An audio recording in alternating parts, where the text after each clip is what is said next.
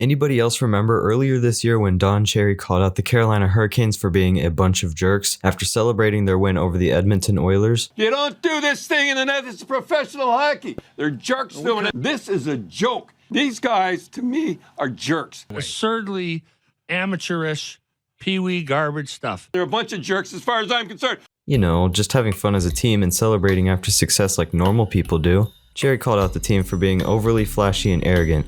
Yeah, this is coming from the same guy whose persona is based on wearing flashy suits and yelling all the time. Also, rest in peace to your career. However, the team used the slogan as a successful marketing campaign. They sold tons of t-shirts and other merchandise based around the slogan, as well as their motivation for their playoff run. Well, guess what? Sportsnet is back at it again, this time coming in the form of an article, with possibly the most unprofessional, emotionally based writing I have ever seen from a pro writer in my entire life. On November 4th, the Arizona Coyotes beat the Edmonton Oilers on an overtime goal from Derek Stepan. Shortly after the game, Mark Spector of Sportsnet officially gave the Coyotes their bunch of jerks moment. Let's get one thing straight. Mark is an Oilers fan. I do not think that could have been any more clear after reading this awful article. The whole time he rants on how quote-unquote boring the Coyotes are. Yes, he's actually trying to find a way to pick on the team that just beat them, kind of in a childlike manner after his precious Oilers lost a game. What a sore loser. Typically after a loss, the writer of the team will usually sum up the game, accept defeat, and move on. Not Mark Spector.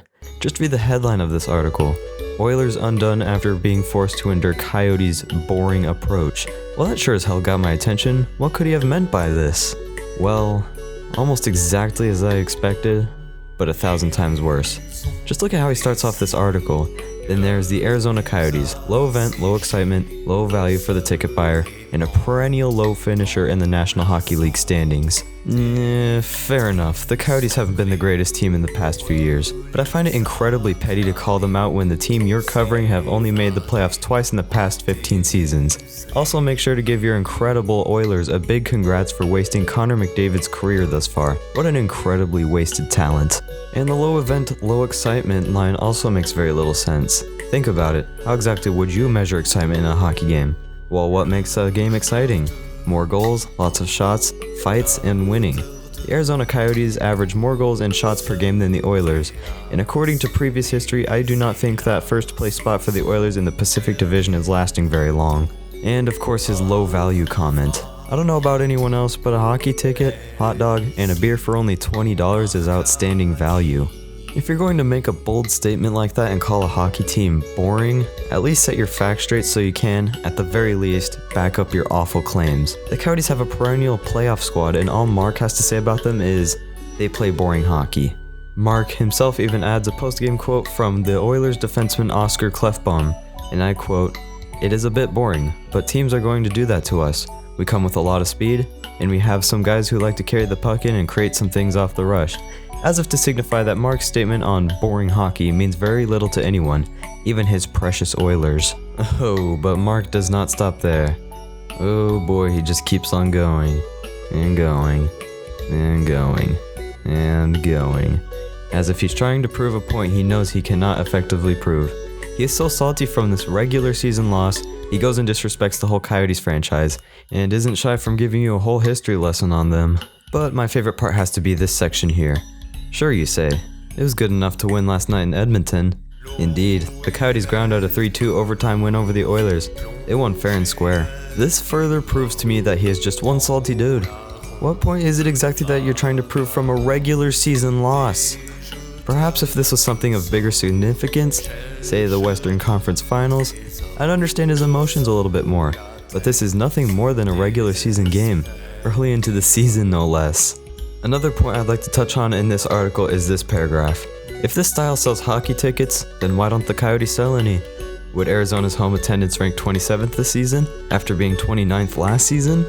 Let me explain this to you in simple ways an angry old man like you can understand.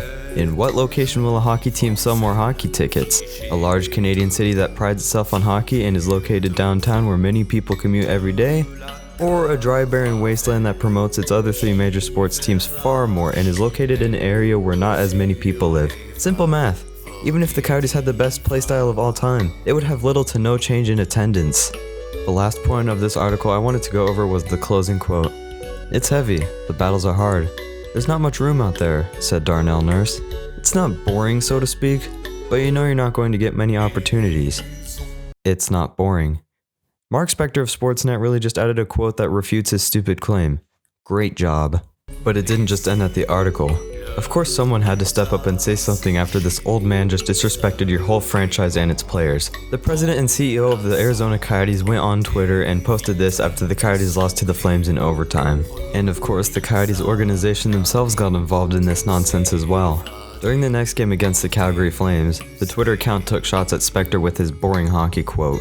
Coyotes fans have already made t-shirt designs. Ashton Cohen spoke to AZ Central saying he'd like to do this Carolina Hurricanes bunch of jerk style and build a marketing campaign around it. It was all thanks to this man and his awful article. Le joueur de pipeau, gardeur de troupeau,